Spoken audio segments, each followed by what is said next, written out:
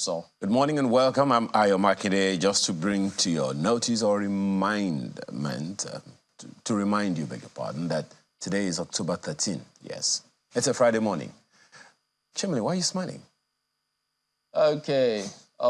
So, yeah, we're hoping that everyone makes the best of this day, as we always wake up to think. But again, you know, they always harp on the importance of ensuring that not just the way we use the roads to ensure things go wrong, but I think there was an unfortunate scenario in Lagos, how some tankers got into an unfortunate one yet again. And these are the kind of things that we always, I know, gonna say hope and pray, but beyond that, I just wonder if we actually take a lot of these other things seriously in terms of what we do to ensure that we play our part. But I'm sure, I don't know how, if you know, residents around those areas, how they're responding to this, because time and again, many of those on large vehicles, you know, all kinds involving tankers, road users, it just appears unending, as a matter of fact. You know, Chamberlain, it's very, very sad and unfortunate. We've had, you know, these cases come and go from time to time. Well, for those who are wondering what we are talking about, it's the fuel-laden tankers that exploded in Lagos, somewhere around the National Arts Theatre in Lagos. So maybe we'll give you a background to that in this report.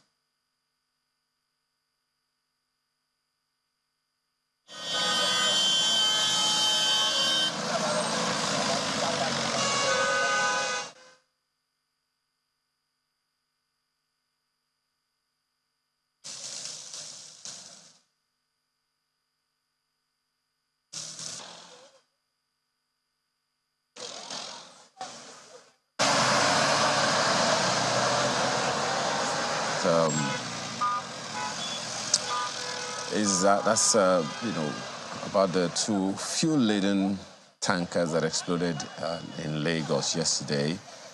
We got word from the fire service that, you know, the fire service was able to contain it.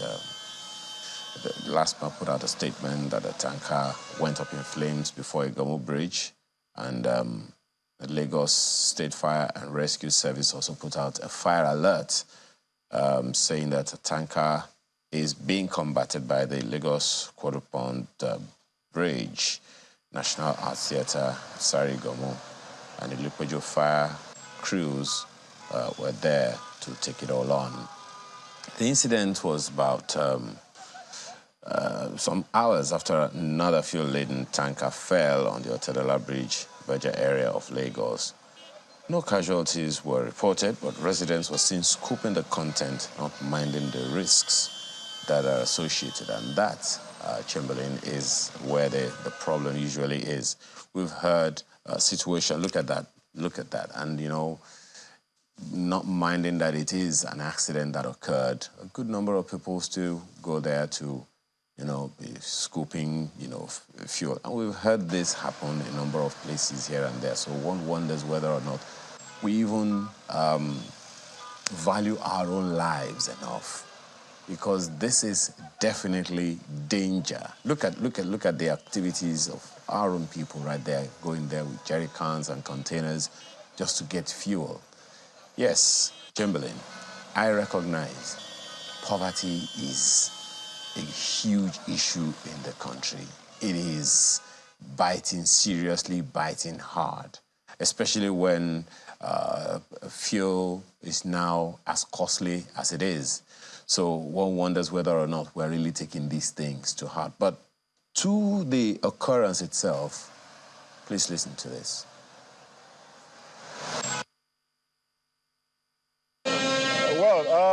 We all know how our truck drivers are. They don't comply to laws. Even their vehicles are not really road fit. So what we have done, we are presently working with their loading bays, the companies they load from, and we're trying to, and you have told them that they should ensure that those trucks are free to be on the road. We are working with them so that we don't even encourage them to get on these roads so much that would have accidents on the road. We are trying to resolve all of that, but it's a going concern and it's being worked on. Well, I'm going to advise our people, the populace, when we have accidents like this, it is not advisable for our people to get onto that place and start scooping. Thank God today's zone was diesel. If it was petrol, we'll probably be talking another story today. So I'm going to advise our populace, when we have accidents, that we should avoid those places. God forbid, anything could have happened. We had to practically chase them out of that place. Thank God our fire service people came on time and they've done all the necessary things that we can do to avert any form of danger or fire. But I'll say, let's be careful. Don't let's get too greedy. Let's ensure that safety is key. So avoid when you have accidents like this. It can only lead to nothing but chaos. That's the Lagos State Commissioner for Transport. To the first issue that he raised, one of the questions, and that's the first thing that you talked about, Chamberlain, that sometimes we have unlatched vehicles. We have in Lagos State such an agency of government as the Vehicle Inspection Service. And they do every year what they call vehicle inspection. In fact, you have to have what they call a roadworthiness certificate for your vehicle to be on the road. So I'm going to put out this question again because we've done it before. There are allegations out there that some commercial vehicles do not fall under the category of people that are investigated by the Vehicle Inspection Service. Is that true?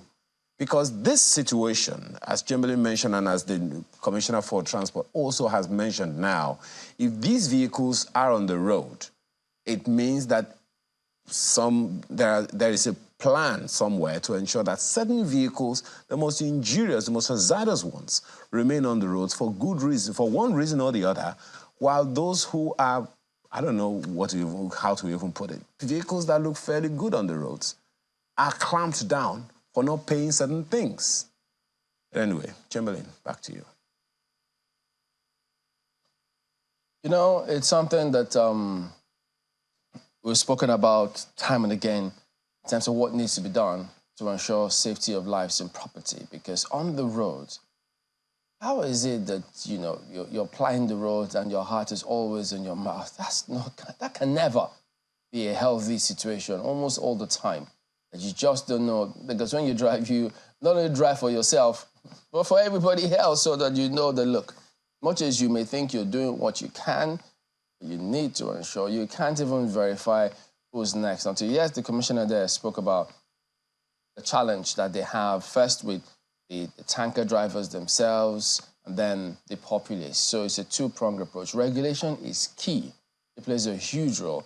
And, just as you said, all of the regulation, the agencies they have to ensure that those vehicles are roadworthy, it shouldn't only be limited to cars that you think can pay certain fines, and so those are the first people you clamp down on because you have a lot of revenue.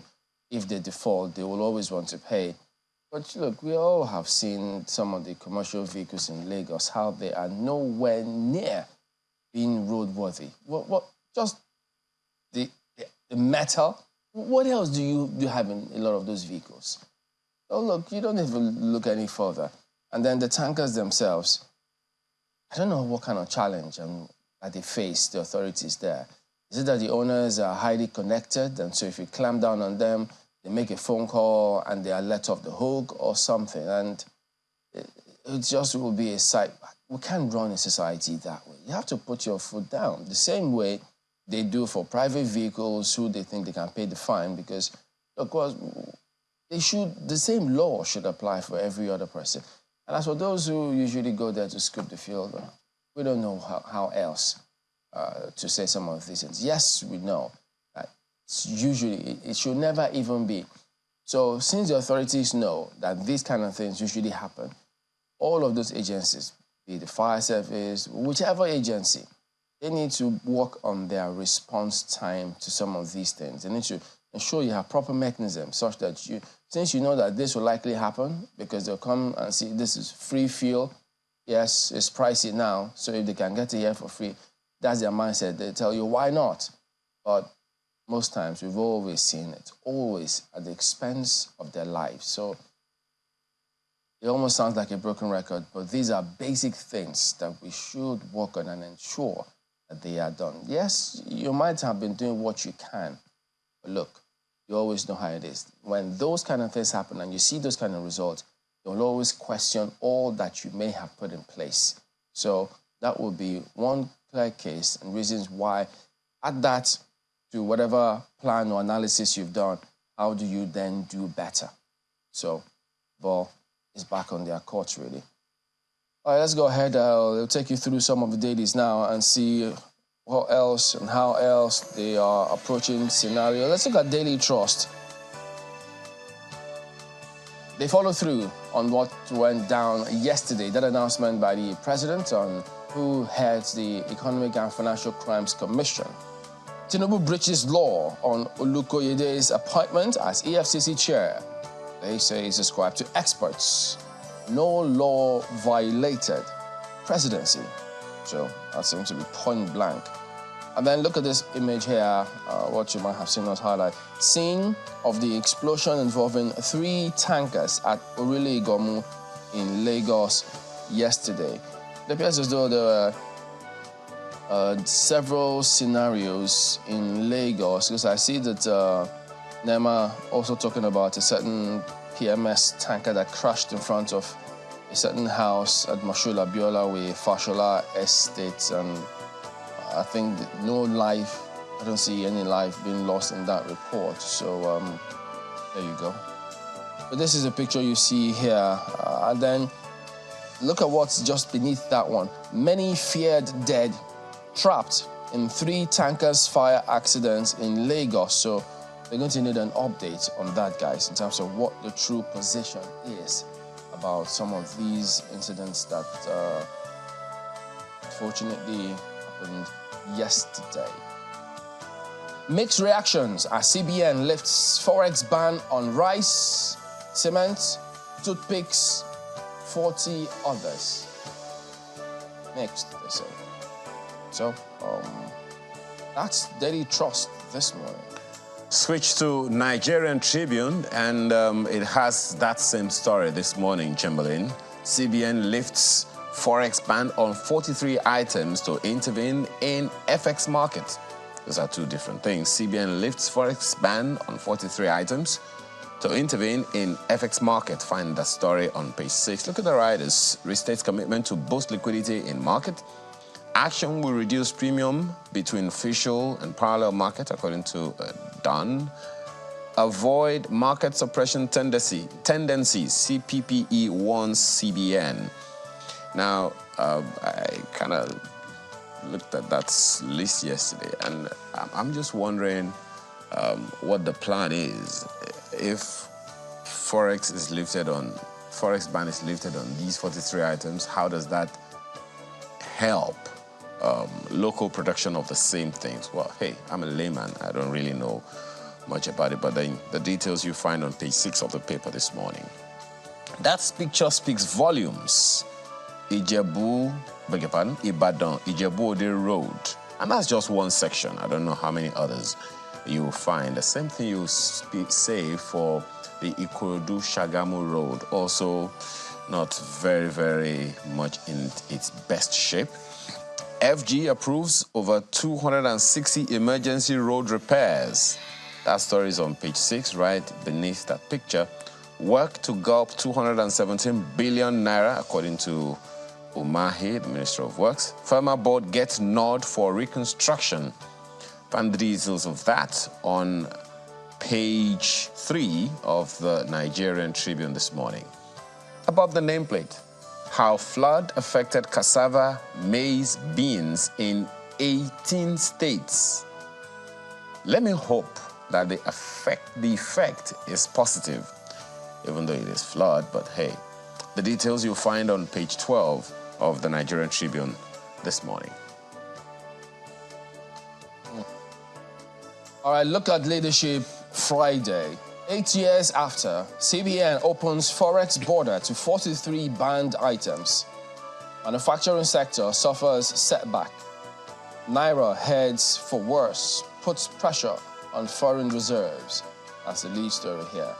Why Olukoyede was appointed EFCC chairman, ascribed to presidency. So we've been shedding some light on that one. So he's 22 years experience, so as a lawyer, consultant with compliance and fraud management and corporate intelligence with extensive experience in the operations of the EFCC, they say.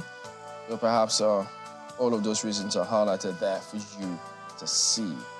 So that is the big lead on the front page here today, even though some other reports talking about some lawyers who say that the law was breached, and saw that in Daily Trust, which we went through a moment ago. But this is Leadership Friday this morning. Daily Independent has an interesting twist to that story from the CBN. CBN governor targets $1 trillion GDP growth in 8 years. $1 trillion GDP growth in 8 years. Okay, I'm looking to the per capita index. Look at the right, it says Apex Bank will now focus on core mandates, lifts forex ban on importation of toothpick, 42 other items. I told you. But of course, you remember we had this interview, this conversation with the Minister of Women Affairs, and who was saying that, look, they want to put some people to work on toothpick and all of that. And then this. Okay. And the last of the riders commits to boost FX liquidity at foreign exchange market. Find the details on the inside pages. Right beneath the picture on the front page, CSU records alien to Atiku's appeal, dismiss it. Tinubu begs Supreme Court. You know, sometimes when I see these words, Chamberlain, begs, I mean, always creates a picture of someone kneeling on all twos and begging on all fours and saying, please. That's the Daily Independent this morning. Yeah, which is not the case actually. But well, look at Vanguard next. Atiku cooked up allegations against me. Tinubu tells Supreme Court. Says petition was mere blockbuster with thrilling suspense, hide and seek. So you see, juxtapose that with what was in your mind about beg. So now, look at this. So it depends on what part of the scripts you're looking at now. I don't know. This is the big lead here, but it promises to be. Of course, you have a lot of attention paid to it, and then, and by the way, lots of Nigerians about that BBC material, BBC Africa report or something like that. So there's still more reaction on that one, saying, reporting this, and look, it never might end. Even after the Supreme Court rules, you always will have people's perspective who will believe what they want to believe. Absolutely. Or what they think it should be, whichever way the pendulum swings. They have a right to believe that, really. So it's up to other arguments or superior arguments, as it were, to make any other arguments align with them. That's what this is somewhat about in some instances, one reckons. But yeah, that's the lead here, you see that. And then CBN at World Bank announces $1 trillion GDP target. They also focus on that forex ban, removing the forex ban on 43 items, hoping that it will have some impact on that. No discrepancies in Obi's certificates. Labour Party. This is a bit confusing, though. Okay, well, I think people should just go ahead and read it and find out what context and then who is saying this, because, you know, there were some disagreements amongst Labour Party leadership, so who knows? But this is right here on the front page of the Daily, so just go ahead, have a look at it. That is Tribune this morning. You mean Vanguard, Chamberlain? Oh, by the way, I think it's... Vanguard newspaper, yeah. Yeah. I think it's one of the leaders of the party that was also raising dust about the certification of their candidates in the presidential election that held. previously, and that's why the party perhaps is also reacting to that. But hey, as you said, Chamberlain, it's what they call an internal affair. So let's deal with that. Yeah. The Guardian newspaper has this one on its front page. Poor funding, low patronage, rob Nigerian sports 500 billion naira revenue yearly. This is very, very, very concerning. For those, speaking to football, for those who remember, there were times when the only place you heard of the Arsenals, the Man U's, the Liverpools of this world were in the betting houses, what they call pool back in the day.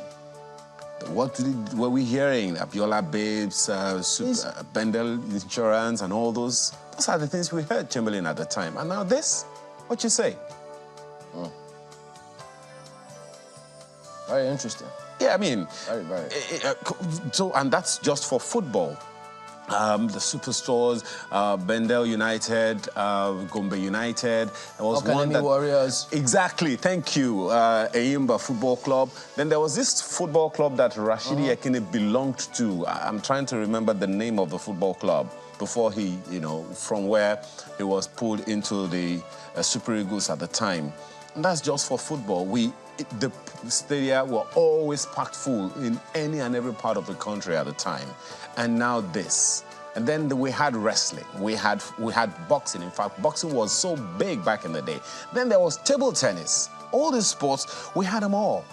So what happened to us? And now we're hearing, according to this report by The Guardian, that poor funding is partly responsible. So is there anything that the Minister of Sports can do to ensure that we get back there? I still remember with joy, Chamberlain, that the team that went to the 1987 debut of the Under-17 FIFA World Cup were all boys locked up somewhere, not even in Lagos, to the best of my knowledge. And they came back with the World Cup, the first Under-17 FIFA-organized World Cup in this world. Nigeria won it.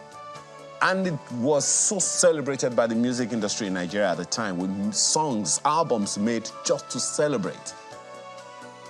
Let's bring those glory days back, please. Look at the story at the bottom of the page, under the picture of, under the pictures you see there. 23.8 million family businesses contribute. Guess how much? $200 billion to Nigeria's economy yearly. Family businesses. So those one-man business, two-man businesses, that's what this one is probably talking about. The details you'll find, of course, on page 18 of the Guardian newspaper this morning. And above that one, on the left of the page, FG talks tough on sexual harassment in varsities. Enough talk. Can we really do something about it? Ensure that these things don't continue and jeopardize the future of many, many Nigerians. That's the Guardian newspaper this morning.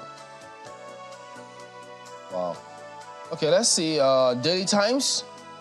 Okay, so look at the lead on the front page of Daily Times here today. Tinubu replies Atiku in Supreme Court. Silent on Chicago certificate, says PDP candidates appeal neither has legs nor wings. Dramatic proceedings expected.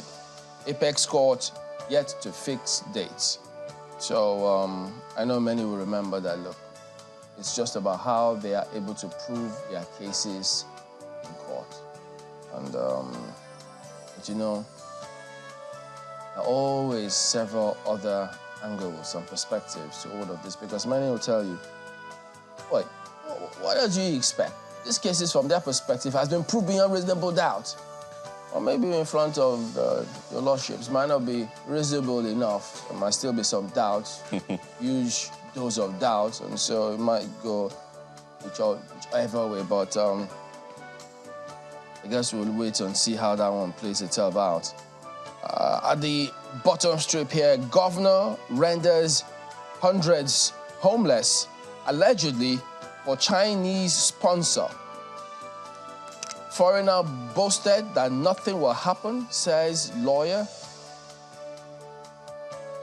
The story here, it names the state. I think I see that with Ogun State is being talked about here. So it's something that they need to respond to some of these matters because, look, at the end of the day, if you go ahead and force certain things or certain people or certain communities, well, if you put security there 24 hours, you know you don't want your investors, if that's what this is about, one eye closed, the other open, when doing business or whatever it is they're doing with the community. Besides, which business will go into a community and not want to woo that community and ensure you have a peaceful relation? Isn't that why they have social responsibilities, corporate ones?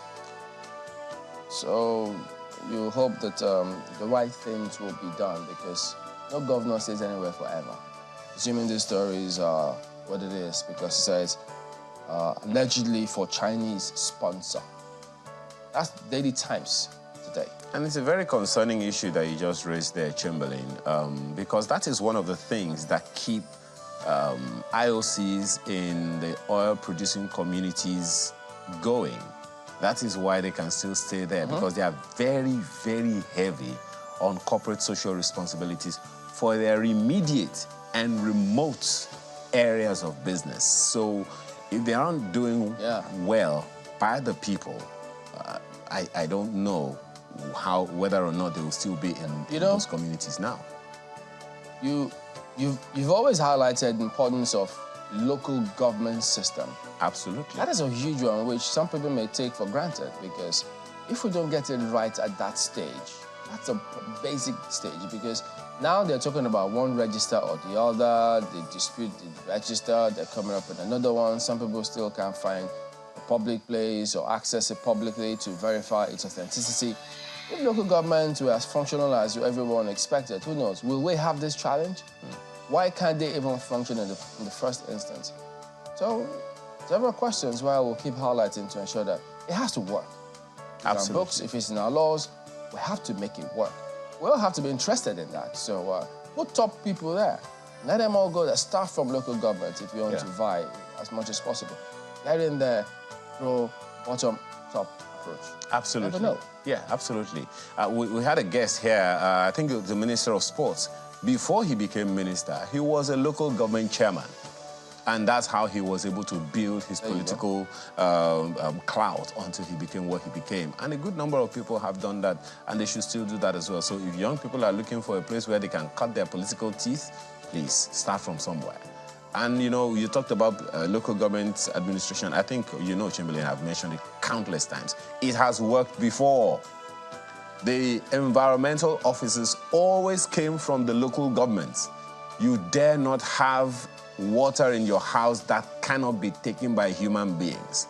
They will destroy your pot or your water container, and you cannot take them to court because you were in the wrong in the first place. Anyway, let's hope that everyone knows what to do and they do right. Business Day newspaper very quickly. And what do you have on its front page? In move towards single FX rates, CBN lifts ban on 43 items. That's on the front page of Business Day newspaper. And it says, Naira to appreciate on black market. That's according to analysts. I'm still trying, Chamberlain, to wrap my head around this. Because how does this, another newspaper, by the way, I think we'll go there right now, lists one of those banned items, of course, we know, as rice and palm oil that you can now get. I don't know what that means, really. Maybe it's to import or to export. I don't know, but come on. What's this going to do for local production? If it helps Naira to appreciate, does it also help small businesses to do better? Does it help farmers? Does it help local industries? I don't know, but hey, that's the lead story of Business Day newspaper this morning. Investor confidence dented as promising African startups fail. The details of that you'll find on the front page, continues on page 30. And here's this one again. How family businesses can scale to listed trillionaire firms. What does that mean? The details you find on the inside pages. That's Business Day newspaper this morning. Okay, so just one more before we wrap it up. This Nigeria, AGF queried for signing 26 trillion naira financial statement without minister's input. Senate says infraction contained in 2019. Guess what? Auditor General reports for the Federation. I know, it rings a bell, doesn't it? So that's the big lead right there. So we have to keep harping on all of these things to make sure it gets the right kind of attention. Monarchs storm DHQ, plead with CDS to curtail criminality in FCT. Wow. So it has to be mainstreamed to ensure that things are done right. So there you go. That is This Nigeria, which wraps up a look at some of the dailies here this morning. So I think we're just going to go right ahead and talk about some of those that we started in the opening sequence, Ayo, because it appeared as though there were conflicting scenarios on terms of what's happening, what part of Lagos, is it tankers, we have casualties, what's the update? So haven't ended the dailies this morning, so let's switch on to Mr. Ibrahim Familoye. Okay, well, we'll be back in just a moment then. Don't go away.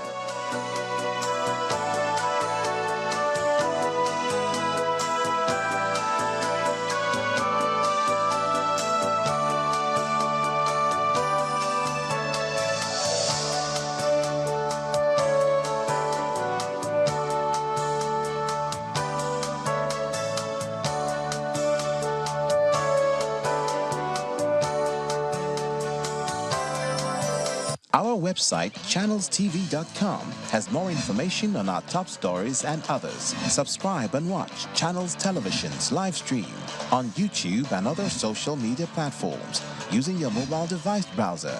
Or download the Channels TV app for Android and iOS devices from their respective stores. You can also watch us via your smart TV platforms on Apple TV, Android TV, Fire TV, and Roku. Channels Television, ubiquitous.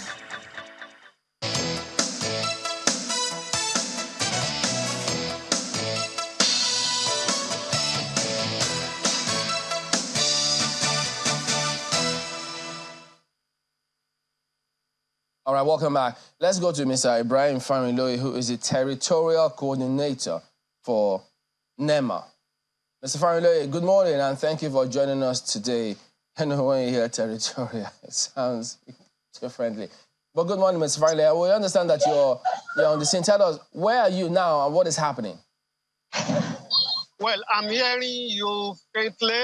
I think your audio is not... Is it better now? So audible enough. But I guess because you're on the field. Of the incidents where about 12 or 13 vehicles were involved in an explosion that occurred due to a falling truck, which led to another truck being trapped and other vehicles, which were, all of them were on motion when this incident happened. But thank God the incident did not involve any life.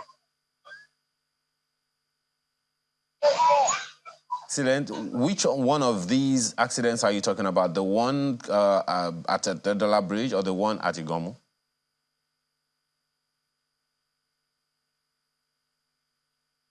Can you hear me, Mr. Familoye? Mr. Familoye, can you hear me? Can you hear me, Mr. Familoye? Can you hear me now? Okay, I can hear. Yeah, it's all right. Beautiful. So, just to be clear, you said that you are at Igomu right now, but which of these occurrences are you talking about? We understand that there were two. One happened at Otedola Bridge yesterday, and then this one at Igomu. Which one of them do you say had this? The Otedola incident. Yes. The Otedola incident did not involve life, and it was a lone incident. Okay. It involved the AGO. Though people started scooping before we got there yesterday, however, we were able to manage it along with other critical stakeholders. So as we were rounding up in that place, then we had the report of the current things, the current fire incident here in Igomu. From your assessment, what was the immediate cause? Well, we cannot assess now. I cannot say anything about the cause of it, but what we have seen is that a tanker with PMS, I think, it slipped off it slipped off a pothole and fell on an articulated vehicle that was fully loaded with sardine and some detergents. So that one now blocked the road. Other people who were trying to escape were trapped. However, before the explosion started, everybody jumped into safety. So the cause of the incident is unknown yet. Okay. Just a quick one. You said the other time that a number of vehicles were involved. You said 13 trucks. How many vehicles in total were involved? Trucks, not 13 trucks. Okay. There were 2 tankers. Flat bodies are about 2 or 3. Cars, about 5 cars were involved. 2 of the cars were they are new vehicles. One of the two flat bodies, and one of the flat bodies is also a new flat body articulated vehicle meant to carry containers. Then we have about 3 or 4 containers involved in the whole thing, and all the containers have goods in them. Any lives involved? No injury or lives involved. Oh, okay. So what next now, Mr. Farinloye? Well, we are evacuating the carcass. After that, a stakeholder meeting, I think, will be held. You can notice that in recent weeks now, we've been having issues of tanker vehicles crashing. And you know, about 2 or 3 years ago, we had a meeting with former DPR where we detected a lot of gaps and sharp practices by tanker owners. This time around, we are going to reconvene again to review our strategies. Some of these sharp practices, at that time, we found out that a real vehicle will load from the depot. When it gets out of the depot, it will transfer its goods to a rickety trailers. And these gaps were filled. I believe maybe there is a sort of laxity here and there. And we've started talking with critical stakeholders, especially the lead agency who is supposed to take care of it. And we've started talking about it on the need for us to stem the rising tide of these crashes again. Well, one of the things we mentioned earlier, Mr. Farinloye, is that there are agencies of government that are supposed to ensure that certain vehicles that shouldn't be on the roads are not on the roads. So when you talk about critical stakeholders... I did not mention that. I said that while we were trying to review the occurrences of such tanker and articulated vehicles, especially carrying gasoline products, I said we had a meeting and gaps were identified, and those gaps were breached.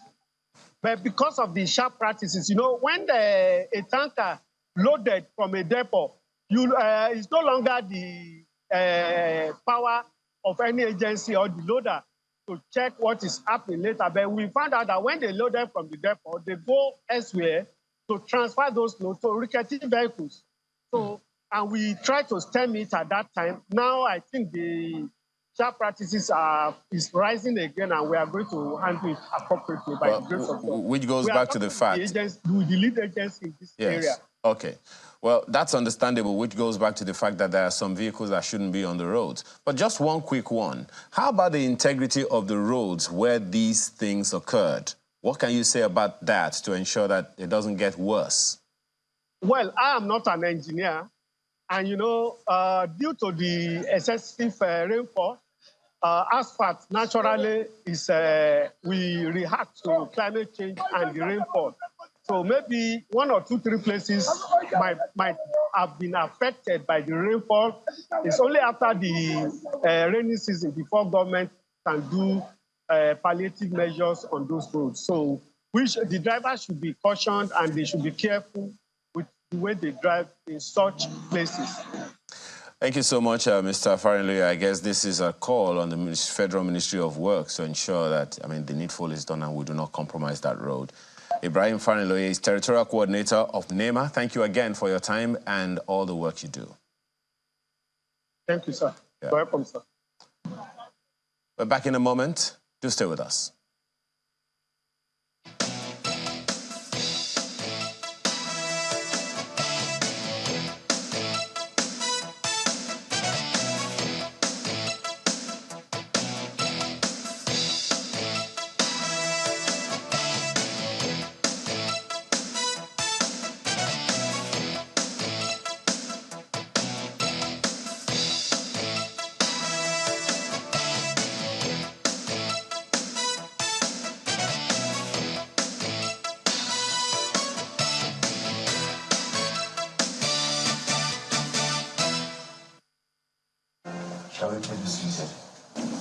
Members of the House of Representatives Ad Hoc Committee investigating the failure of mass transit in Nigeria are received by the Minister of the FCT, Mr. Nyesom Wike.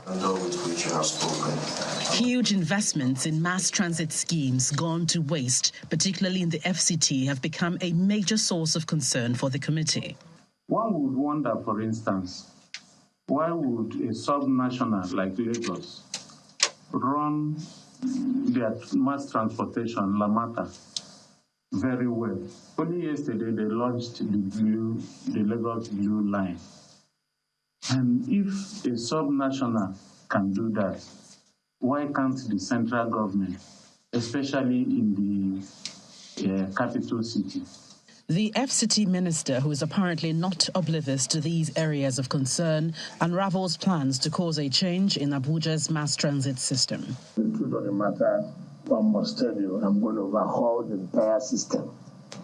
I'm going to overhaul the entire system. I thank God I'm going to supervise the 2024 budget. No one new project will enter anywhere. By the grace of God, we're going to inaugurate what we call our own cabinet by next week. The President President will have given a program. So we believe that by the time everybody's on board, then we'll start fully, because you need people to be charged of this development, particularly this transport very, very key. Mr. Wike promises to effect changes in spite of whose ox is gored. I was calculating debt of non-payment of grant. How much? 34 billion naira. Ask him. I said, I'm going to collect all those.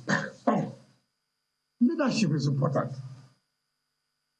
If you don't care, those who work under you will not care. Don't bother about what people will say about me. I've never thought about what anybody saying about me. If I wake up, nobody says anything about me. I'm sick. The minister reiterates his earlier promise to resuscitate the Abuja Metro line in 8 months. From Abuja, Gloria Umezuke, Channels Television News.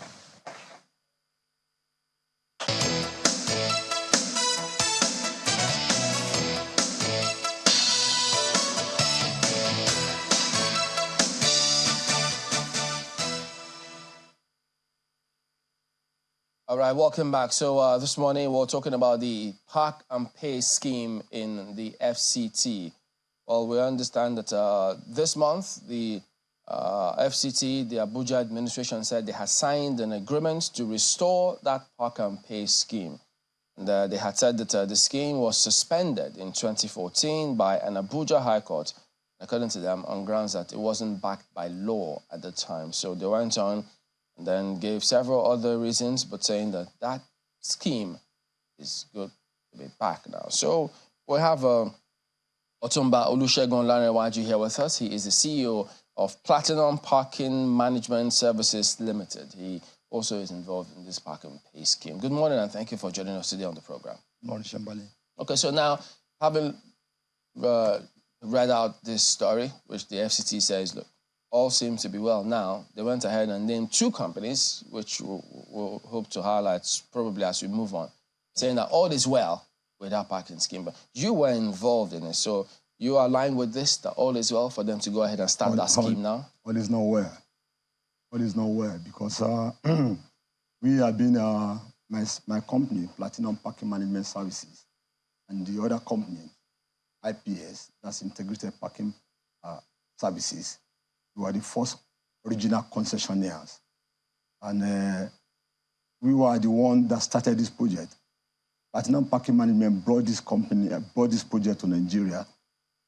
I brought this project to Nigeria when President Obasanjo came to London in 2000 to lure we in diaspora to come home to come and assist in nation building.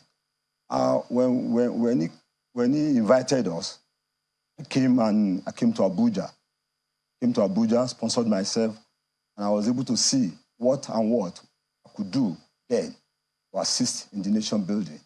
And that made me to find myself in parking management. I saw the road, the architecture of Abuja roads, and the beautiful roads being put in place in Abuja then. And I also realized that in future, because it's a growing city, there will be influx of vehicular movement in Abuja, whereby parking management, which I was part of it in the UK, will be needed in Abuja. So that prompted me to start my company then, 2002, and I registered a company, Platinum Packing Management, in 2002. While I did that, I proposed to the FCT administration that I wanted to partner with them. I partnered with them, and a letter. Which year was that? That's 2003. I proposed to them in 2003, and a reply was given to me. 2003? Yes. But you're talking about the scheme was suspended in 2014. Yeah, I will tell you. I'll put you on the road. Okay. So how it got to 2014. When we started, when I proposed to them, then the Minister of FCT, that was Malam El Rufai, replied us. And he replied us with this. With this? Yes, that's a letter. That's an official letter from his office. And he replied us. When he replied us, we started instead of a technical team. This is titled the Re-Proposal on Parking Control Management for the Federal Capital Territory. Yes. Who was Olajide Abiodun Babatunde? Yeah, that was the SC technical or something. But what I'm saying, the technical committee was set up. It took them so long to be able to complete all the project, planning, technical planning, financial planning, and what have you. But because of the BP Act of 2007, when it was set up, you realized that my company alone could not go on. The job had to be advertised. It was advertised. 36 company bidded. When we were bidded, we were pre-qualified. My company was pre-qualified. After the pre-qualification, about 5 companies were selected. Out of that 5 companies, my company, Platinum Packing Management Services and Integrated Packing Management Services, were successful concessionaire. We were given letter 2010. Why did it take that long? I don't know. Because it was a new project. It was a new project. It was a new idea in the country. I brought it, knowing that Abuja will need it one day.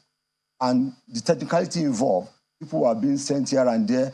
We brought our technical partner from UK. The IPS brought his own from China. So it took a lot of process and planning for this to be. I think we were being careful that the resident of Abuja will be able to buy this project. Will it generate what we said we're going to do? We said it's going to create employment. We said it's going to generate revenue, which eventually it did. So at the time, as at 2010, yes, we signed an agreement with them. Everybody agreed. You had an agreement. We had an agreement. This agreement. We had an agreement with them. Let me see that. That was the agreement signed. These 2 companies were signed agreement for us to manage the parking of Zone A and B of Abuja then. So this was prepared by the Legal Unit Transportation Secretariat, yes. FCT Abuja. A turnkey proposal, model. I don't know which of the country they call it from, but it was model. Because it's a new project, a new business in Nigeria. We had the plan that by the time it kicks off in Abuja, other states will be able to key into it, which we eventually achieved. So after this agreement, it appeared, what then happened? Did everything go well afterwards? It didn't go well. What happened next after this agreement? What happened after the agreement? We commenced operation. We brought in technology. We recruited uniform Abuja, key people, the resident of Abuja key into it. All of a sudden, barely a month, about a year to the project, we just woke up one day and saw two new companies telling us. They didn't tell you anything. There was no advertisement to tell us that maybe they want to advertise, they want to bring in new concessionaires or what have you. We just saw them on the streets of Abuja telling us that they are taking over our business, telling us they are supposed to pack and leave. We have a solid agreement. So the people you saw, were they another pack and pay outfit? We don't even know them. They said they were packing. Did they have the same uniform as your pack they and were, pay they were on officials? They were on T-shirts. They were not corporately dressed. They look like just like an Agbero style, you know. We were well trained. We brought technical partners to come into Nigeria. They came into Nigeria to train our operatives. We recruited over 500 operatives. Okay, it was a well-planned time and planning were put into consideration before we commenced our operations. But these people just came in and telling us that they have to take over our operation. That's how mayhem started. Pandemonium started on the streets of Abuja. They started clamping vehicles. People, they started doing things that were not in accordance with the tenet of the profession. That was how the project was suspended. Did they notify you of any letter of suspension or anything? Yeah, they did. They wrote you that it has been professionally suspended. What really happened? Some companies took those companies. They took them to court. Who took who to court? Sun Trust took, not we, one of the companies that they brought. They took them to court. Oh. So the project was suspended. The entire project was suspended. Including your own project? Including us. Because we are partially doing similar thing because they call themselves parking management company as well. So the law that suspended them suspended us. The entire project was suspended then. When they suspended this project, we were being given a letter by the Transport Secretary. Gave us letter of suspension. We held on to that letter, thinking we're going to be recalled, based on the point that our laws were not in place. Proper laws were not put into consideration before the project commenced. But this suspension letter, yes, the first part says you will recall that the on-street parking scheme was conceived and launched by the FCT administration in 2010 for the purposes of effective traffic management in the FCT. Yes. And so they went on and explained several other things. And 4 here say, please be informed that on the 17th April 2014, Justice Peter Afferin of the FCT High Court delivered judgment on the matter brought before him in a suit against the Honorable Minister of FCT, Integrated Parking Services, and NAJEC. Yes. On the legality of the PIM parking scheme. Yes. So was it Sun Trust and NAJEC that came in at the time? One of the company that gate crashed. And I told you some people gate crashed to the project. And can they, when you say gate crash? Yeah, because there were no advertisement. There were no due process. No, but can they start without the permission? They gave them letter. They gave them letter, ordinary letter. We signed an agreement. Chamberlain, we signed an agreement. We signed an agreement. We had an agreement. We went through the due process. We were tendered. We went through tendering process. We did not get crashed. That's what I mean by get crashed. And this was signed by the Secretary? Yes. Transportation Secretariat. That was Engineer Jonathan Ivoke. Yes. All and behold, why waiting for what's with this resumption? Which one is this resumption of on-street parking operations in FCT? Let me see. Oh no, not this one. So why waiting for them to call us? Yeah. We just saw an advert. We saw an advert in one of the Daily Independent in 2015 that our business is going to have to be tendered. We now advertise. The legality that's supposed to be put in place, new laws, new parking laws, and what have you. You did not tell us. You never invited us to tell us that this has been done. So wait, while the letter of suspension came, yes, you had no communication that, look, this is what had happened at the time, explaining why they were going to come up with this? No. Or even when they came up with this advert, did they reach out to you to let you know, They did not. This is what transpired? They did not reach out to us. We are still holding on to the letter. So what was the outcome of this suspension? The outcome of that was we were holding on. We were waiting. They told us they're going to put their house in order. Ab initio, when I proposed to them, I told them about the proper legislation to be put in place for the smooth running. These are things. So wait, this was suspended because there wasn't proper legislation or laws backing this? Yes, what they told me, or what they made my company to realize, and myself and IPS, was they had a traffic law, 2005, that would support our operation. But it was not a turnkey one. It didn't take the cognizance of back and pay. That was why we were being thrown out. So, telling us that they've put all their house in order, and they now came up with an advert, telling us that there's an advert for people to tender. We were surprised, we were shocked. When we got this advert, I was shocked because there was no letter. We went to court to stop this illegality. So is this the court that they were referring to, that the scheme was suspended in 2014 by an Abuja High Court on grounds that it was not backed by law? Yes. But they did not comply. They failed to comply because there was no law. But as at that time, they have not even put any law in place. No parking law has been put in place. They went to advertise. So as at the time they advertised, you still say there wasn't any law that was put in place? Let me tell you, they were about to leave the office. They were about leaving the office when this advert came out.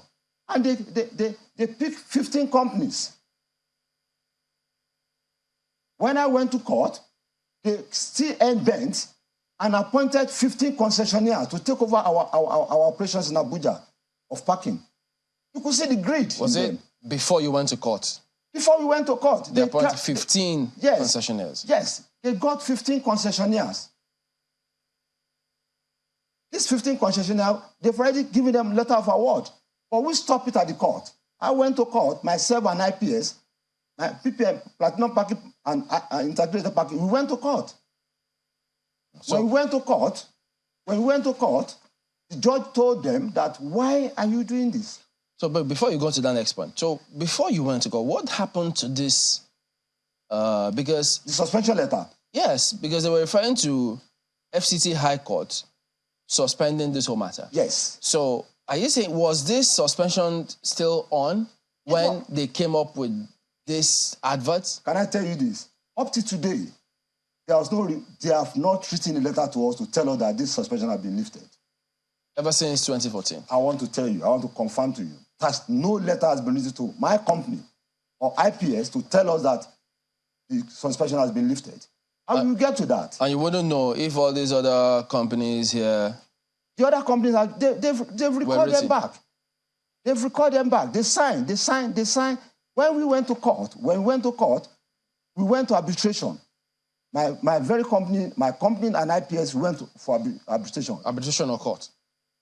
Court sent us for arbitration. Okay. Because we have an arbitration clause. We have an arbitration clause on our our. Let's see. This is not the court one, is it? It's not this one. No, not this one. Where's the court document? No, that's the court judgment. We got a court judgment against them for their illegality. Wait, when you went to court sent you to arbitration. So yes. Is this a product of the arbitration or when you went back to court? That is when we finished from arbitration. Why did the court send you to arbitration? The court sent us because in our agreement there's an arbitration clause. Oh. There's an arbitration clause that the judge told us that if we are not satisfied, if we are not happy at the arbitration panel, then we should come back to the court. When we finished at the arbitration, we got the judgment against them. We got a judgment against them.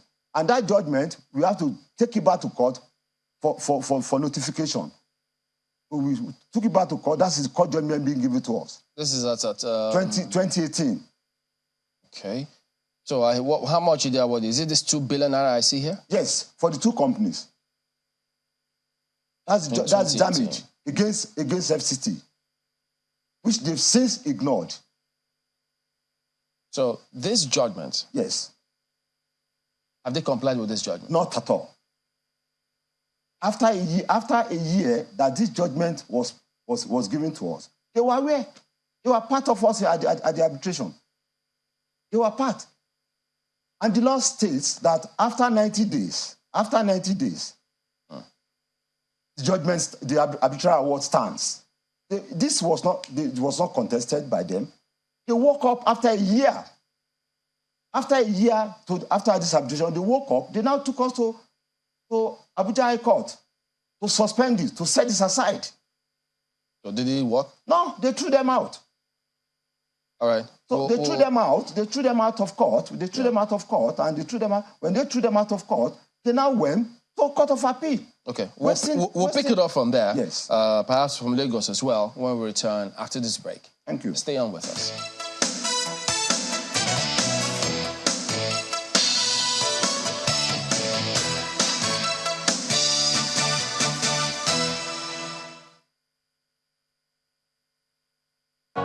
Southwood. Fine furnishings for your home and office.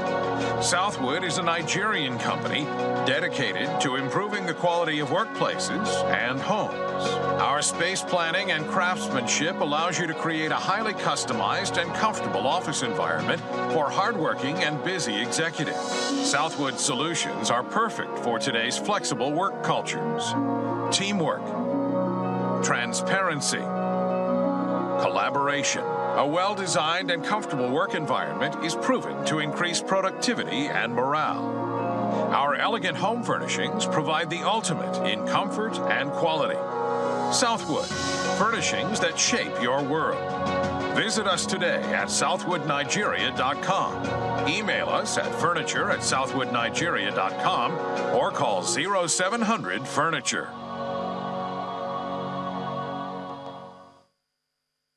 Discover Lipton's flavorful and balanced taste. We pick fine quality tea leaves from selected tea gardens around the world to give you Lipton Yellow Label's flavorful and balanced taste in every sip.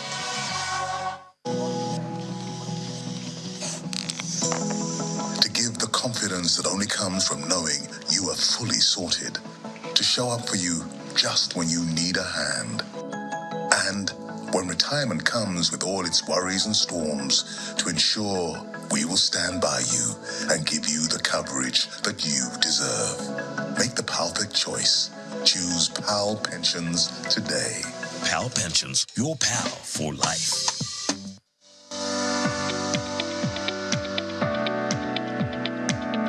The Duchess International Hospital caters to every aspect of the family's health needs. A one-stop shop for maternity and child health services, emergency medicine and critical care, medical and surgical subspecialties, dental and eye care, and a range of other subspecialties and services, all available at a single location right here in the heart of Ikeja. And it really doesn't matter if you're paying out of pocket using your HMO or private insurance. We focus completely on providing that world-class affordable healthcare for all the family at all times.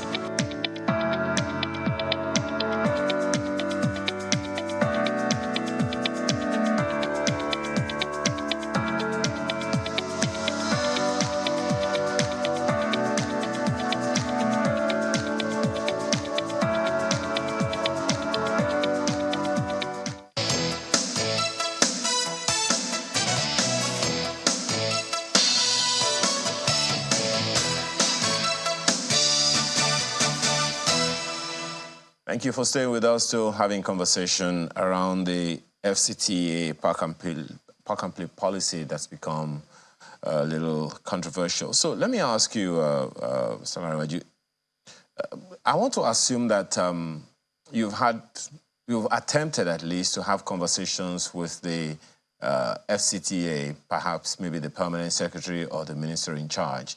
What did that produce, if that's been done? Thank you very much. Since the issue of court judgment and what have you came about, we tried to reach out to them, the way forward, not only the way forward for our payment, but the way forward to resume the operation. What they did was to set up a committee, a judicial committee, headed by the General Counsel, to look into the whole issue. So they even made it realize, they made us to realize during the meeting that they don't have any agreement, what have you, with these two concessionaires that are said, that use them as gate crashers anyway. In the letter, in one of the memos of one of our meetings in 2018, 2020 or 2021 thereabout, they made mention of it there. If you have a look at it, in their one of their correspondence to us, they told us that they don't have any agreement with them. They don't have any agreement with them that they will carry on with us. We wait forward to make that pay to pay our outstanding. Those are things they told us. But up to today, nothing has been done. Several meetings of coming back, of resuming the Pack and Pay project. Nothing materialized. Well, you know, the reason I raised this issue, my apologies, just 1 second, if you can hear me. Yes. The reason I asked this question is, something that you said the other time that the policy, whatever it was, that some people did something before they left office. But that means that there are some people who will leave the office as political side of the administration will leave.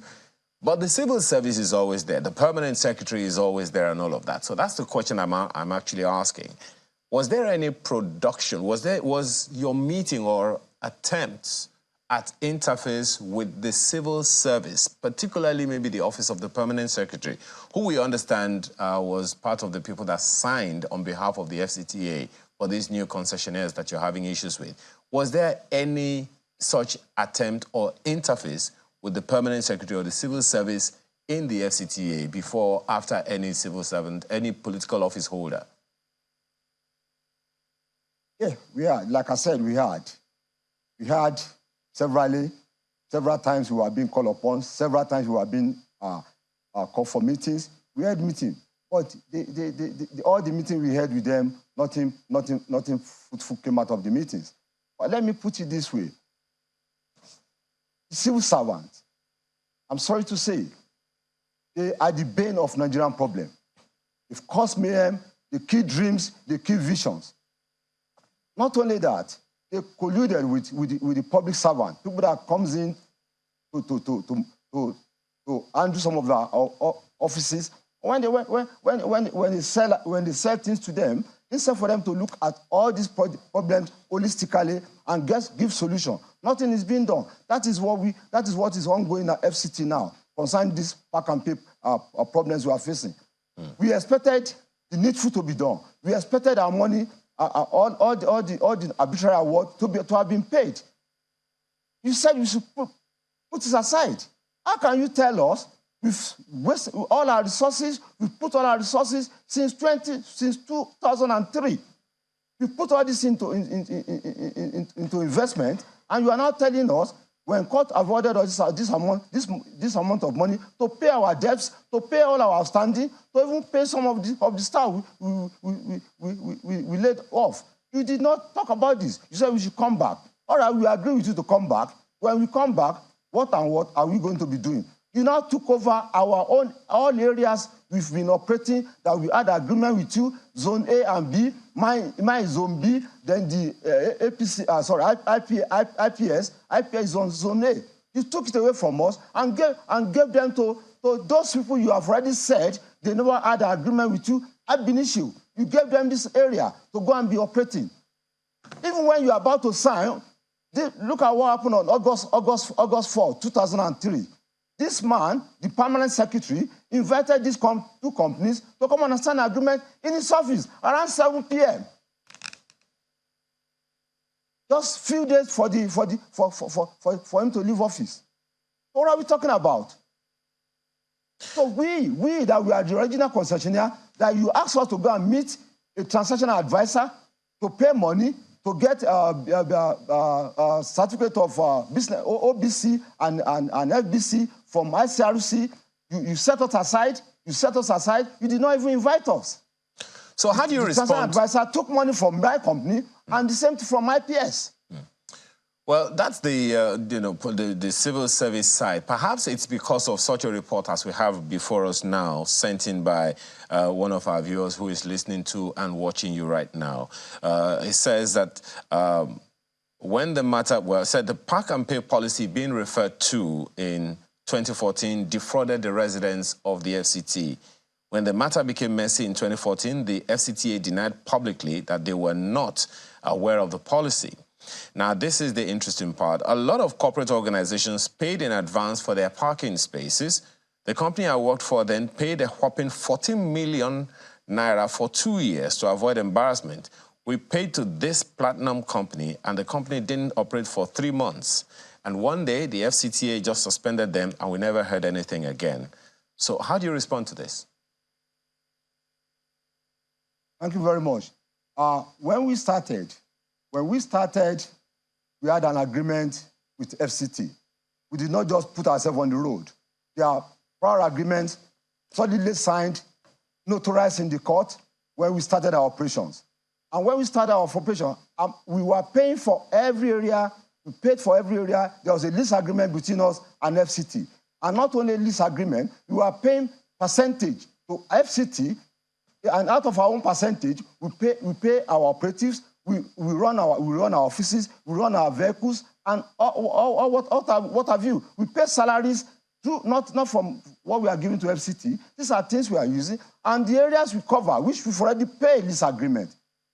You cannot be parking there free. So most of these corporate organizations, we sign agreement with them. We sign agreement with them by number of parking bays they are going to take over from, that they are going to be using on annual basis. We gave them receipt. Concession were given to them, and we are not even charging them the amount we are charging motorists on the road. Their own charges were different. We are reduced. So this per money are the money we are paying to FCT revenue. As part of our percentage, we are paying to FCT on a monthly basis. We are doing that. So when the project was suspended, we are not more operational. It was not we that we suspended ourselves. The court suspended us because of the illegality of FCT or Transport Department not having a proper legislation to back the operation. And that's what the court said. The court said these people agreement with you are binding. The agreement is binding, but the law, you people should go back to the drawing board and get a proper law to support this project. We recruited a lot of people, a lot of graduates were working for me. We had over, both direct and indirect, over 500 operatives working under us when we were operational. Well, when the project was suspended, we could not do anything. We've already paid this money back to the revenue to the account of FCT.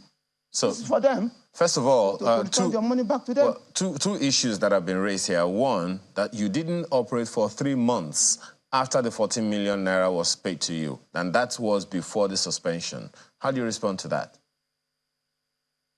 Thank you very much. We started operation in 2012, and we left 2014, April 14, 2014.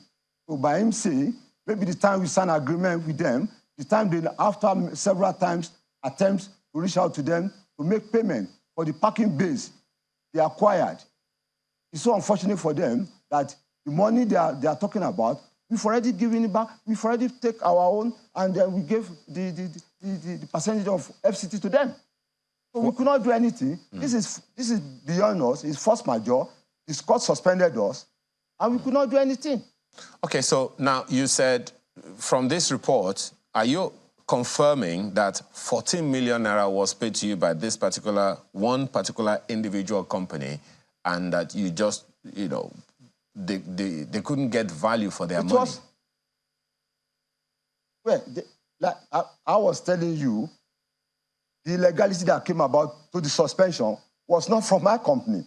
We were operating professionally. I get that, but by the time was there any conversation between you, just a second, was there any conversation between you and this particular company? Because They paid to you, just as you have said. Was there any communication between you and this particular company or any other company that paid to you to explain, this situation to them?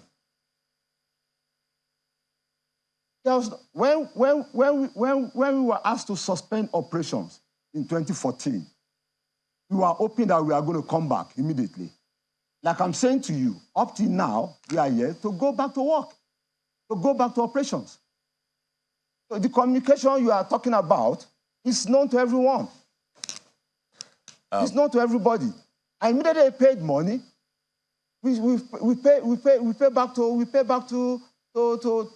straight to the account of the revenue of FCT revenue account. How many companies, if you can remember, how many companies paid money to your own company for this parking management services as far back as you can remember? I cannot tell you the number of companies because my company covers Zone B of FCT. Were they up to 10 companies that paid to you? Were you serving up to 10 companies? Pardon me? Were you serving up to 10 companies? There could be more than that. Up to 20? There could be more than that. I can't tell you specific number of companies. That any companies operating within our zone, and you are ready to buy bulk payment of parking lot around your area of our coverage. We tell us the number of bays, either 7 parking bays, 12 parking bays. It depends on the number of parking bays you want to take over from us. Then we give you receipt for you, and we give you permit to park freely. It's been done. Whatever we did during our operation period, we have been done internationally.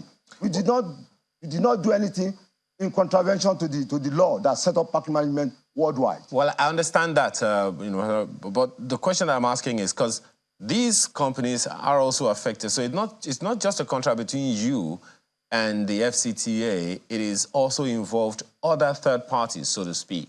So I'm wondering if there was this conversation or back and forth between you and the FCT, and the companies didn't get any correspondence from you. Don't you think that's a little concerning?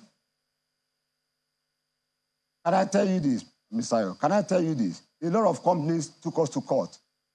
We were in serious litigation after the suspension. I could not tell you the number of companies that took us to court. Some garnish many garnish on our account, many garnish on our properties. What am I going to tell you about? We've been in this debt since 2014.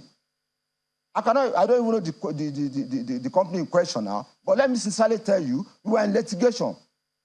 Most of our litigation we are just having some breathing space now. Okay. So those are things that have affected us as a company, that has almost liquidated us as a company because of the illegality of FCT. Just to be clear, how much are we talking about between you and the FCT? Well, like I said, the arbitral award was in tune of about 2 billion and 44 million. Okay. Now, has there been any overtures between you and the successive ministers of the FCT? Because, between Mr. Malam Nasir El-Rufai and the current minister of the FCT, there have been at least quite a few others. So, has there been any overtures between you and the FCT ministers, and including this one, Mr. Nyesom Wike? We were up to the time of Malam Mohammed Bello, the past minister of FCT. When he left, we had a lot of encounter. We have a lot of meetings with him, and he promised us that he's going to look into it. We were in the court. We were in court of appeal. They went to court of appeal. We did not take them to court of appeal. When they went to court of appeal over this arbitrary award, the court was telling them that, you people came, why are you people coming with all these illegal documents after this year? You are just now waking up you just woke up now that you want to contest this. So it's something that ab initio will have been settled among our companies, and even look at the amount of revenue they've lost since all this day. And like I said to you, the civil servants, they don't care. They don't bother about the progress of this country. They never care. They are ready to let us continue with this legal issue so that they can make more money, because I see no reason why they have to be engaging solicitors with taxpayers' money and pursuing shadows. Because these are shadows. Things you know that cannot come to reality, then you are back on it. So those are things we have been talking to them. The minister now, we have not had an encounter with him, but we believe the Transport Secretariat, when they are doing their briefing, they're supposed to have briefed him of this huge debt on them, and even the impact and the importance of parking management in Abuja. These are things we expected from them. So just a quick one here. Mr. Tayo Layinka and Olushola Ogutime, we've seen your correspondence, but you didn't indicate the names of the companies in question, so we can properly put the questions to him. I think I already put one of them here, but we need to know which companies are in question so you can put that to you properly, because as you said, many companies took you to court. Yes. So maybe these two, in fact, some also thought you were an imposter, but we don't know which companies they're talking about here. But when concerning the allegation that you are an imposter of this platinum, have you heard that before? You a bona fide member because you say you're the CEO of the company? I set up the company. I registered the company. My name is good to CAC. My name is there. Whoever is saying that probably is I don't know who's saying that. Okay, Mr. Oguntimei, please put proper information so we can ask proper questions. My name is Otumba Shegun Olariwaju. They should go and find out. Okay, so when you spoke about the meeting, minutes of a certain meeting which is titled FCT Committee on Park and Pay Project with 4 concessionaires held in the office of the Secretary, Transportation Secretary on Wednesday, 3rd January 2019. Yes. I see the names of Mr. Akai Dokwaefa here, as Secretary, yes. Transport Committee, yes. Transport Secretary. Yes. And then I also see representative of M.A. Banere and Associates, yes. Also here. I see Najek. I see several other councils here. Yes. And then you circle this part, points numbers 46 up to 54. This reads, quote, as regards the second concessionaires, Najek and Automated Technique Bone Nigeria Limited, ATB, yes. The chairman noted that the FCTA did not have any agreement with them and was not in any way liable to them. Excuse me. He lamented that the FCTA incurred the judgment debts of over 2 billion as a result of the relationship it had with them. He therefore inquired if they were willing to start a new relationship with the FCTA. Would you explain, is this saying that they approached you asking if you're willing to come back and continue working with the FCTA? Is that what this means? The permanent secretary, right, invited us, telling us that our arbitrary award is separate. But they've now gotten the traffic law, the parking law. Are we willing to start with them? We told them the arbitrary law had to be settled. When it's settled, because like I said to you, look at the numbers of people calling that they filed litigation against us. We told them, you have to pay our arbitrary award, even start something. Okay. When you start something, then we will come back. Okay, so you spoke about they took this matter to the court to appeal. Yes. What became of that matter? The appeal is still there. It's still pending. At the moment? It's in court of appeal. But I see now that they talked about the Park and Pay coming back to stream. So how can the matter still be in court and they're coming back to stream? That is the lie. That's what I said to you, that they are not being honest to the public. Because there are still legal matters in the court. So those companies that paid to your company, yes, for the services in order to avoid any controversy, some of them might have paid up to a year, some might have paid about 6 months. 2014. Yes. So, and you say that you paid all that money to FCT. All our money. You have documents that you paid all that money to FCT? I've got Do you have an idea how much was paid to FCT? We have our receipt, over 200 million I paid. I have my receipt, yes, in the course of our operation. In the course of our operation, we had receipts. What was the payment to FCT for? It's their own percentage. It was a concession, it's a PPP. It was a PPP. We brought in it's a PPP arrangement. The investment was PPP. They gave us the right to operate on FCT road. We invested. So if it was a PPP, yes. So they had a percentage. They had a percentage. What percent was it? They had 10%. So if you pay 10% to them, yes, the rest of the money was with your company. Yeah, we are paying.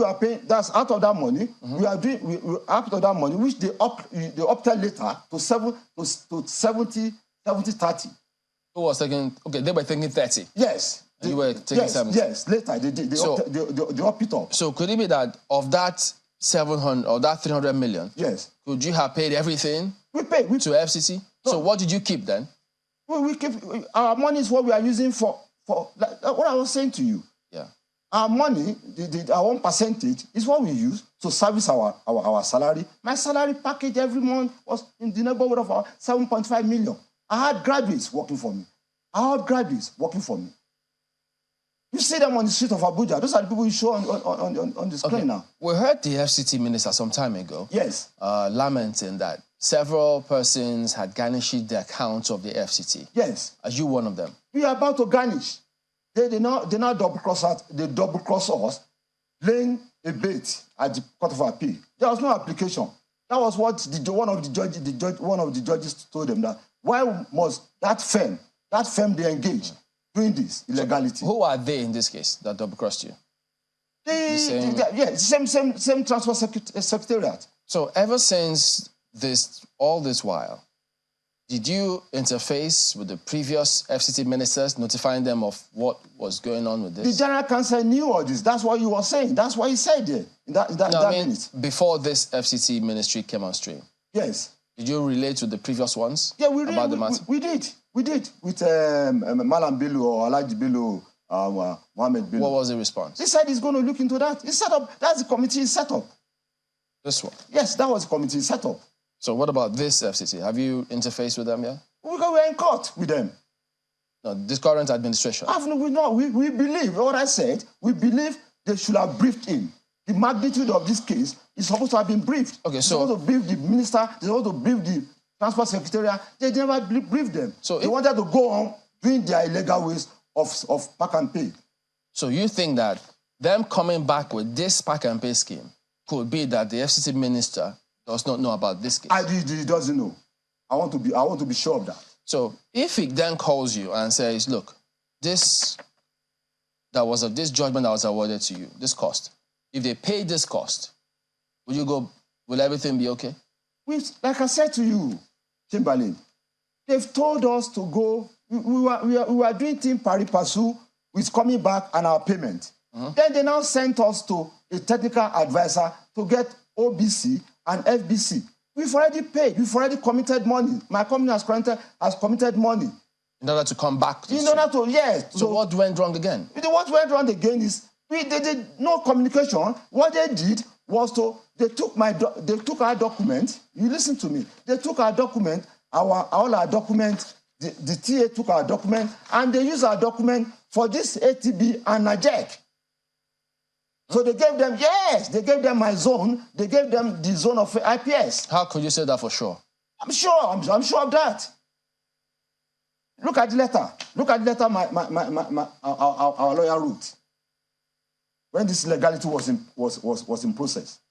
That's the letter from our counsel. And this letter has not been replied up to today. The permanent secretary has never, the man that's sitting on the seat now, he has never replied to this letter up to today. So why do you think all this stumbling block is going on? I don't know. What's the main reason? I just don't know. Did they ask you for something you refused to give or what? Initially they were asking, but we could not give because the environment I came from, I came to provide services. I came to create employment in Nigeria. I came to generate revenue for FCT. But why must you be asking me to be doing all this illegal? Why all my years in UK, I've never been exposed to all this. What were they asking you? I don't want to even know. Arrest that one. Arrest that one. But these things are not things that will make this country to grow if you continue this way. All right, well, we'll try again to reach out to the Transport Secretary and see if they will come forward and then speak to some of these matters, moving forward on this. So Otumba Olusegun Olanrewaju, CEO, Platinum Parking Management Services. We wish you all the best. Thank you very much. I hope that the ministry will intervene on these matters. Thank you very much. We will be back in a moment. Stay on with us.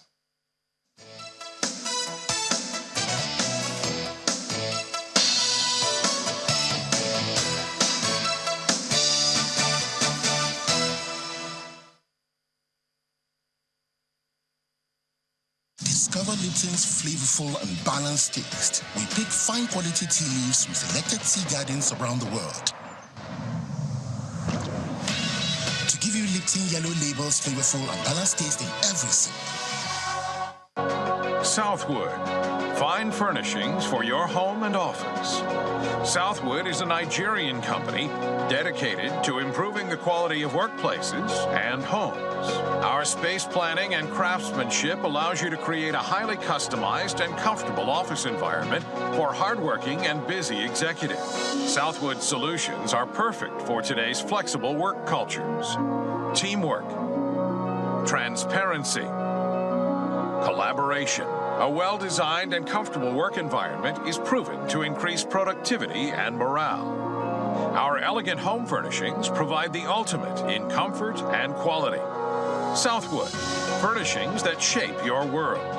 Visit us today at southwoodnigeria.com. Email us at furniture@southwoodnigeria.com or call 0700-FURNITURE.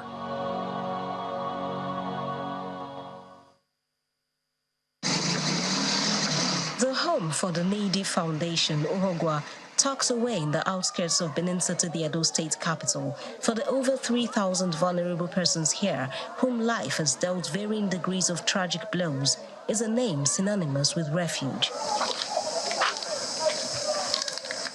Amos Ishaku, one of the inhabitants of the home, found succor here in 2014, 2 years after the Boko Haram insurgency in 2012 left him displaced, without shelter or food, and for some time separated from family. He's said to have been in SS2 at the Federal Science and Technical College, FSTC, Lassa, Borno State, at a time when the insurgency put paid to his dream of acquiring education. That story has changed now, as Amos is a fresh graduate with a first-class honors degree in chemical engineering from a renowned institution in the country, Edo State University, Uzairi. So my 100 level is all my notebooks. At the moment, he's returned home to the camp, sharing this humble abode with other internally displaced young men, many of them graduates and undergraduates. This is where we stay. Some of my brothers, they have gone to teach twice on my class, and this is where I sleep. But the news of his success is generating pride in friends and well-wishers. I am so impressed. Those children are brilliant. Very brilliant. Look at the condition they operated. There is no air condition there. But yet, in that atmosphere, they were able to read and pass and come out with first class. Amos is prompt to carrying out assignments. You give him assignments, and then you give him a time frame. He delivers within that time frame. So he's a team leader. He's the type of person that no matter the time you come to him with a problem, he will always try his possible best to help you with a solution. The coordinator of the center, Solomon Folorunshaw's elation is akin to that of a proud father, even though the weight of caring for all the IDPs in his care remains far from lighter. Some are lawyers, some are government lawyers, some are working in banks, and some are married, some have set up their business, and that's what we want to do with the others, so that they can get reintegrated back to the society, and they can become a blessing to the society. They can be useful and can even look down and see others and say, come, I was once like you, see who I am today. Even now, the graduates and undergraduates among them went home for the holidays or weekends, teach the younger ones in school, as funds to employ more teachers are said to be scarce. Amos also joins in handling this responsibility.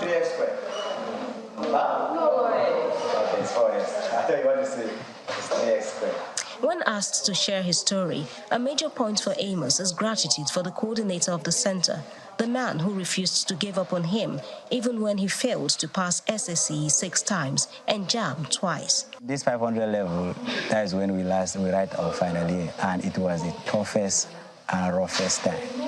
Even because I did projects, it needed money to print projects. It needed money to even carry out the practical because because of engineering, I have to do experiment. So there were a lot of things that I needed. He's concerned his dream could easily have been lost. It was really a rough period, but I am very happy that now I am a graduate. My word to people is that those of them that help us,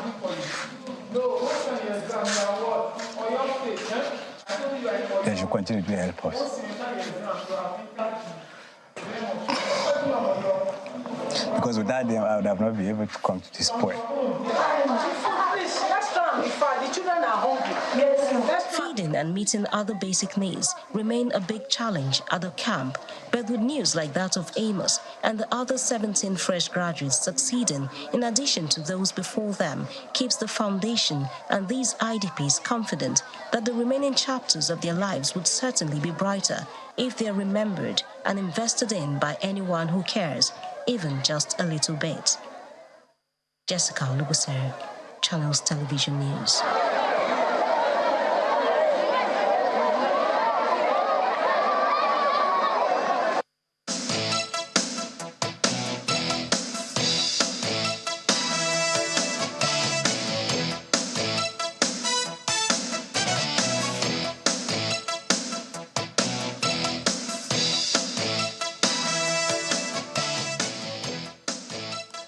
So many emotions flying in the head right now, like cannons, set on fire about an IDP camp that's now a beacon of hope, so to speak.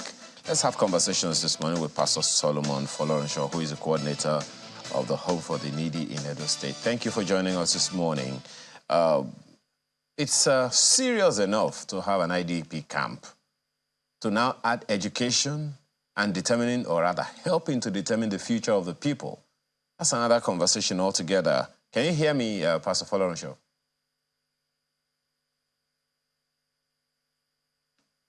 Okay, I guess I will be getting back to that because there's so many questions to ask, about that. I mean, on the one hand, it's an IDP camp. Can you hear me, Pastor Folorenshaw? Yes, I hear you now. Okay. I wanted to, begin by asking you, it's serious enough to have an internally displaced persons camp. Now adding other things such as their education to it, helping them to determine a better future for themselves. That's another conversation altogether. How did this whole thing begin for you? Well, it all started when we felt that there were so many persons in the society who needed help. We regard them as vulnerable, and not because of their own fault, but because maybe of the society they found themselves because of terrorism or one thing or the other. And we felt as human beings that we cannot be living amongst such people without showing love, and kindness to them. So we decided to start gradually, with few persons, and we saw that these persons were just as good as any of us. So that was just how it started, and 4 persons from there to 12, just like that. And we saw they were very brilliant, given the same opportunity that other people have. They would just be as good as others, even better. So that was how it started many, many years ago. And we saw those ones becoming, lawyers, engineers, bankers, and today they are doing very well. So that's what encourages us, that if we just come down to the level of those who are poor, displaced, orphaned, or perhaps they are not physically built like us, the world would be a better place to live. Yeah, that's how it started. Yeah, I mean, first of all, you talked about the fact that, people who have been victims of terrorism.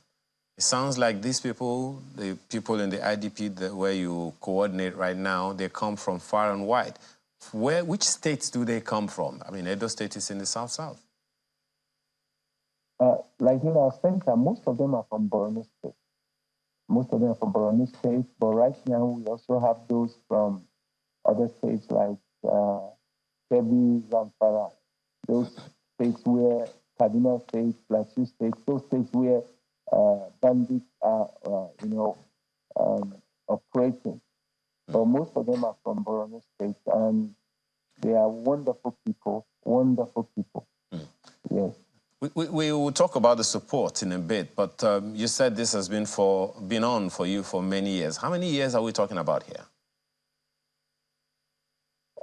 We started in 1992, but those from terrorist-ravaged areas came in from 2012. Between 2012 and 2014 was when terrorism was, invading the Northeast, and people kept calling on to help, even when they didn't have much to do, but they were willing to stay in a safe environment, they were willing to eat anything available.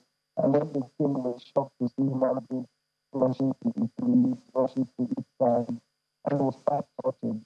They were so traumatized, and in fact, I've never seen what I saw at that time. Really, it hurt. In fact, it gave me a lot of pain. Most nights we won't sleep. These children will not sleep. Every sound made them run. Every sound made them scream.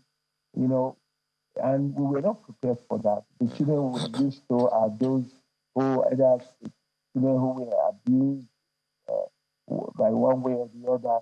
But we were not used to children who have seen bloodshed, who have seen their parents killed, and all that. So, but we were just determined to succeed, and we told ourselves, look, we must make something out of these children. So the first thing was to get them out of trauma. And that was very difficult because they were not trusting anybody. They felt the country couldn't protect them. They felt they no longer have families, and the world was against them. So we took time, with the support of many persons who were coming around. We took time, to talk to them and get them out of all this. And immediately we got out of trauma. The next thing we decided was, what do we do with these children? Are we just going to be giving them food? Just give them accommodation? I mean, they are growing.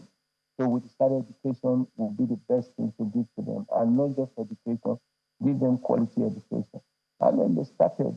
But then there was challenge of textbooks, teachers. So we kept asking for donations. Some people will bring old textbooks, and these children, you see 12, 20 children over one textbook. This one will read and give to the other. So gradually, we saw hunger, determination. We told them, look, you can become president. If you become president, you change the nation. There will no more be terrorism. If you become a doctor, like they said, they don't have hospitals in their areas. They don't have lawyers to defend them. So we told them that's why you're here. So you can become anybody and change Nigeria for good. So that was what we saw in them. And before we knew it, we saw lives transform. They will read and read hard. Everyone wants to be a senator. They want to be an engineer. They want to be, they want to be journalists like you. They watch you all the time. So that determination was there. And today we are seeing the results, and we are all celebrating. It's very, very overwhelming. It was an emotional moment watching Amos Ishaku literally break down in tears and just praying that those who have been helping them, they will continue to help them. And, looking at that camp and the children running around, I mean, a home, just a family of maybe 4 or 5, they are a local government on their own already. How are you funded? I mean, I see health needs, I see education needs, I see curriculums being paid for or printed, I see notebooks, I see so many things. I see the catering for them, food supplies, health supplies, peculiar needs of the girls. How is a home for the needy funded? I must say it's quite challenging, especially the last 8 years. We suffered so many, so many. The reason why they are there and we see what we are doing today is just because they are determined. And I must say, Amos is just one among many. All of them that have graduated now, they all have a second-class offer. In fact, they came back from school, they were just weeping. I said, why are you crying? They said, we wanted to make you happy. We all wanted to have first class, but just because of little man that was off, that's why we didn't get it. I told them, no, this is fine.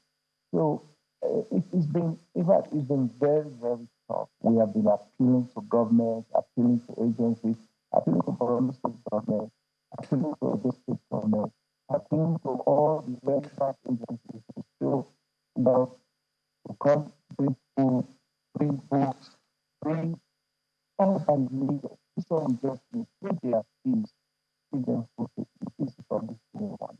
Give them what give them medicine, give them things to cover their body, give them hoping, praying, begging, pleading, and I must tell you for few individuals in Nigeria here who sacrifices, who brings out of what they have. Some will just come with all their salary.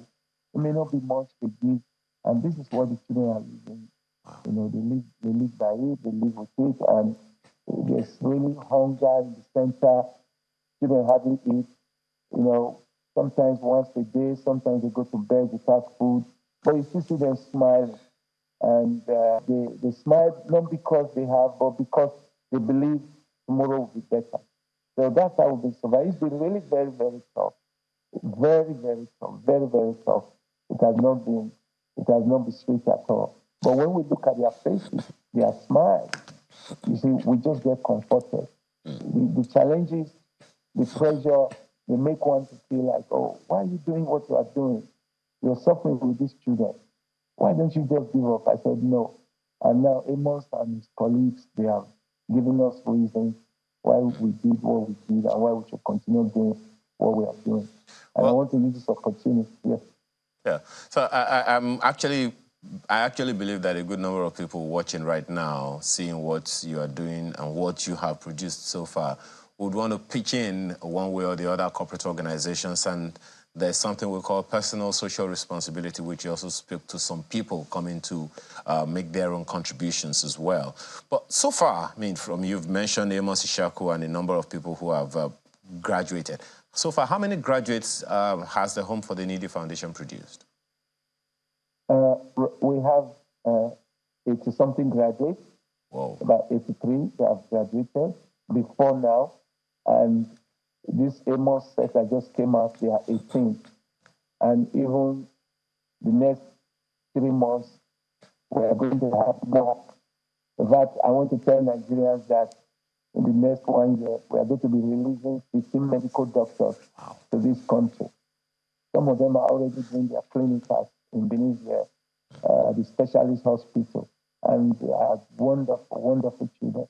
They are going to be the doctors that will take care of your head, the lawyers that will stand with you when you have issues, the engineers that will build your roads, that will build your houses, that will build bridges, that will build planes, build cars. In fact, everything that this country needs, we have in our center. We have footballers, they have good footballers, ballers, basketballers. In fact, there's nothing these children cannot do. They are special breed, and I want to appeal to you, appeal to everyone of you there, please come and help them. Come and give them food. Come and give them books. Books. Pay their fees. As I'm talking to you now, we have around 92 who are at home because their schools did not allow them to write exams. Yeah, we have even gone borrowing. We have borrowed millions, to pay fees, and the people we are borrowing from are no more allowing us to borrow. They want us to pay back. And the schools are not even giving these children scholarships to say, okay, you are displaced people, you can attend our school free. They want us to pay their fees. Yes, we understand that they need money to run their school. But you there, you government, you governors, you senators, politicians, banks. In fact, if you are looking for a place to invest, come and invest in the life of these students. They are the hope for this country. And we want to do more. If you can support us, we will do more than this. Pastor Folorenshaw, what's the population of the camp right now? Right now, there are 3,852. Sorry, please take that again. 3,852 persons. Wow. And does that include the minders, the teachers, and the caregivers? No. That does not even include there are a lot of them that couldn't go to school. They are families, different communities. If we put all together, they are going to be around 4,000 plus. Yes. These ones I'm telling you are those that are still together at the school. Most of them are children. The population, let's say around 75% is between 11 to 17 years old. Yes. We have even gone into family with some of those who couldn't go to school, but they can walk. We have family, but the family is not enough because those doing it are quite few. So, let me ask you this question. I'm not sure if you have a precise figure, but if you were to put a figure, a speculative figure to it, what's the budget of Home for the Needy Foundation annually? The system allows access. It's easy to give budget. But when you live by what comes, it's not so easy to give. Okay. So you live by what comes. So if you were to put a speculative, about how much do you spend in a year? Oh, it's millions. It's millions. It's not just 10 million, it's not 20. It's millions. But if we really want to see the students, it's 2 million is not enough. But sometimes when you say this, some people who want to give, who have little, we say, oh, we don't have this much. But I want to say that if we really want to take care of these students, we spend millions. I will not be able to give an accurate figure because we never had a time where we have a number of projects in the budget and know, okay, this is what it takes for so and so. We just accept what we have. But for the education, for us to have a proper education, we should be spending more than 100 million yearly. Wow. Then for feeding, it's far more than that.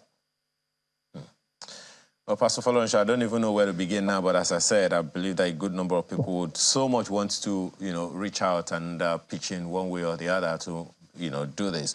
But you said you've made overtures to the Borno State government and to Edo State government. What's been any response at all? No response. We wrote letters. We know that the letters got to them because we saw that they were sending some students to some countries to do some courses. And we said, well, here in Nigeria, we are training medical doctors for you. We are training nurses and midwives. We are training lawyers. I don't think you need your state. We wrote no response.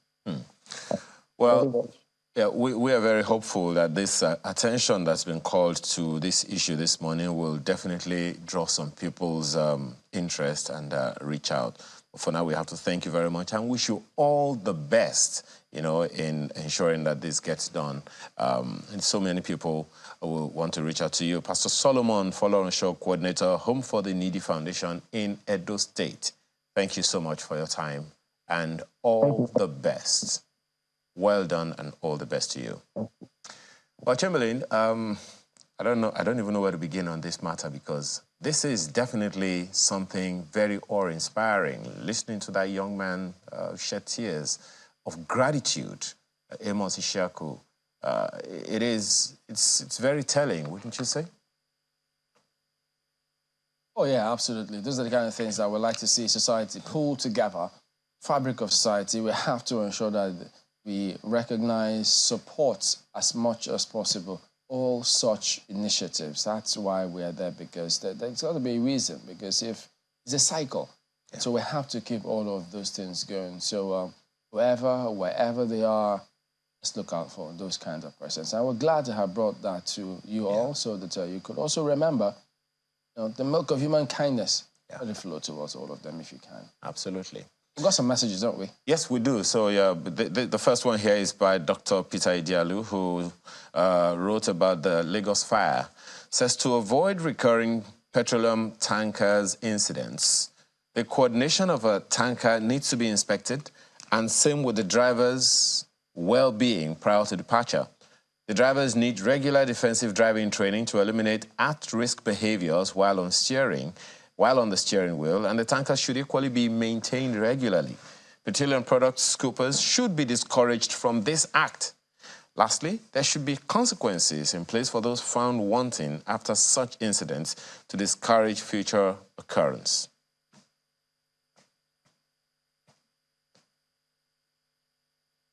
Okay, there's Festu Sakimboyewa who's talking. He says, sadly, many vehicles used to transport large quantities of dangerous goods, including flammable goods such as petroleum products, don't meet safety requirements.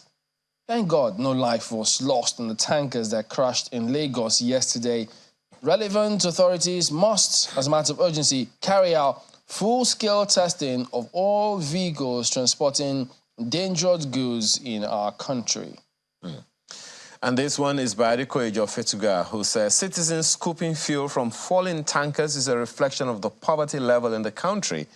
We have this saying that goes, the man at the bottom of the ladder fears no fall. I fear no fall, but I hope this is encouraging them to keep scooping. And then on the Park and Pay, this comes from Raphael, who says, I'm not supporting the method of operation of Park and Pay in FCT at the period between 2012 and 2014. They clamp any car, even when you pay and overstay for 5 minutes. But totally agree that the civil service always sabotage any initiative that they will not benefit from. Okay, he raised two things. When you park and overstay. And then, but look, there's several twists to this because the man says they infiltrated, brought their own people who were doing all of this. So, but it's out there. We'll see how this plays out moving forward. That is the show today. We thank you all for watching. And what a week it's been. We will have a fantastic weekend ourselves here, and we hope that you will too. But all the same, we'll still see you next week. I am Chamberlain, so goodbye. Celebrate life. I'm Ayo Makinde. Have a wonderful weekend.